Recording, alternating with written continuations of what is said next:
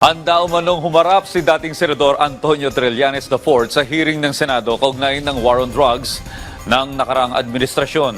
Samantala, pinuri naman ni Senadora Risa Hontiveros ang recalibrated na diskarte ng Philippine National Police sa kampanya kontra illegal na droga.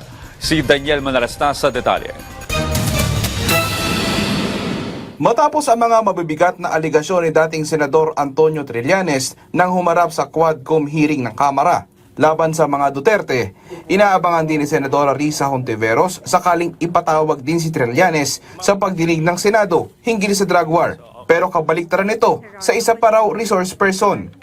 I am looking forward na makadalo si dating Senador Sonny Trillanes.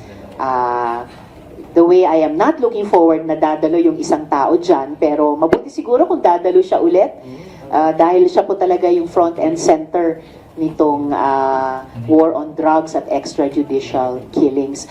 Sagot ni Trillanes, bukas siya na dumalo sa pagdinig ng Senado. Kinumpirma rin ng dating senador na ipepresenta niya sa pagdinig ng Senado ang mga pinresenta sa Quadcom ng Kamara. Pero ayon sa chairperson ng Blue Ribbon Subcommittee na si Senate Minority Leader Coco Pimentel, ang iimbitahan lang nilang resource person ay mga may personal knowledge tungkol sa war on drugs ng nakalipas na Duterte administration. Nang tanungin ng direkta kung hindi ba iimbitahan si Trillanes, sabi ni Pimentel, kailangan muna nito ng affidavit na nagdedetalye ng kanyang testimonya.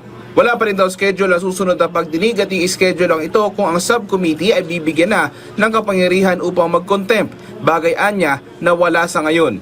Kung kakayanin sana ngayong buwan para mabigyang daan ng isa pang kung huli man na hearing sa susunod na buwan ng Disyembre. 6 na taon po nangyari yan at sabi nga on the ground hindi pa talaga totally tumitigil. Pinuri naman ni Hontiveros ang kasalukuyan diskarte ng PNP sa war on drugs, kung saan iginiit ng PNP ang recalibrated approach nito na hanggat maaari ay makaiwas sa mga engkwentro. Daniel Manalastas para sa Pambansang TV sa Bagong Pilipinas.